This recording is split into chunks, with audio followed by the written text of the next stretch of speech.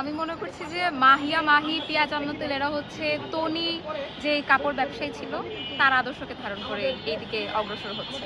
কারণ তনি যে আমি কাপড় ব্যবসায়ী না, আমি মনে করি সে আসলে জুলাই ব্যবসায়ীও বলা যায়। কারণ সে জুলাইকে নিয়ে কটাক্ষ করেছে এবং তাকে কিন্তু বিগত আমলে অভিনেতার মহলের মতোই ফ্যাসিবাদের দালাল হিসেবে আমরা জানি।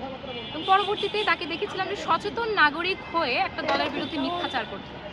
তো যারা এত সচেতন এবং মাহিয়া মাহির মতো, পিয়া জান্নাতুলের মতো যারা এভাবে মেহের আফরোজ শাওনের এরকম একটা রাষ্ট্রদ্রোহীমূলক একটা মন্তব্যের প্রতিবাদকে মব বলে আখ্যায়িত করেছে, নারী হেনস্থা বলে আখ্যায়িত করেছে, তো বিগত ফ্যাসিবাদের আমলে যে সকল বাংলাদেশের সাধারণ জনগণ, ছোট ছোট শিশু, আসিয়ার কথা আপনারা ভুলে যান নাই, আসিয়া এবং যে সকল ছোট ছোট শিশুকে এভাবে ধর্ষণ করা হয়েছে, যাদেরকে নির্যাতন করা হয়েছে, তারা কি মেয়ে ছিল না? তারা কি নারী ছিল না?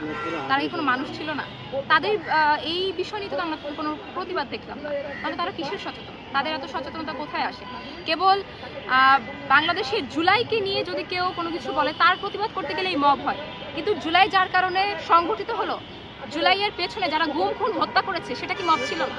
তাহলে তারা এটাকে কিভাবে মব বলে? এবং মাহিয়া মাহি এবং পিয়া জান্নাতুল তাদের তো কোনো ব্যক্তিত্বই নেই। মাহিয়া মাহিকে আপনারা দেখেছেন কিভাবে নিজের চরিত্রকে নিয়ে ব্যবসা করেছে, তিনি নিজের চরিত্রকে নিয়ে ব্যবসা করেছে, তার তো কোনো ব্যক্তিত্বই নেই।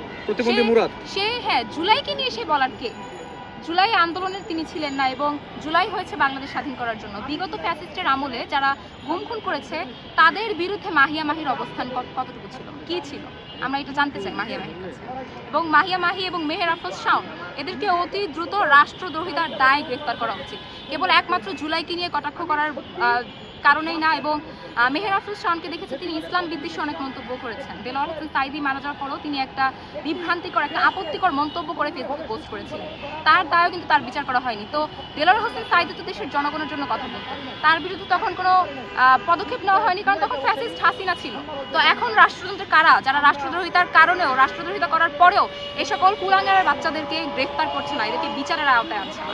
আমরা এই সরকারের কাছে অবশ্যই বড়জোর দাবি জানাবো যে এই মাহিয়া মাহি, মেহের আফরোজ শাওন সহ, মাহিয়া মাহি সহ, পিয়া জান্নাতুল সহ যারা এই কুলাঙ্গারকে সাপোর্ট দিয়ে যাচ্ছে, যারা এই কুলাঙ্গারের বিরুদ্ধে প্রতিবাদ করে সাধারণ জনগণকে হেনস্থাকারী ট্যাগ দিচ্ছে, এই সকল দালালদেরকে, এই সকল দোসরদেরকে অতি দ্রুত গ্রেফতার করা দরকার এবং রাষ্ট্রদ্রোহিতার দায় অবশ্যই তাদেরকে বিচারের আওতায় আনা।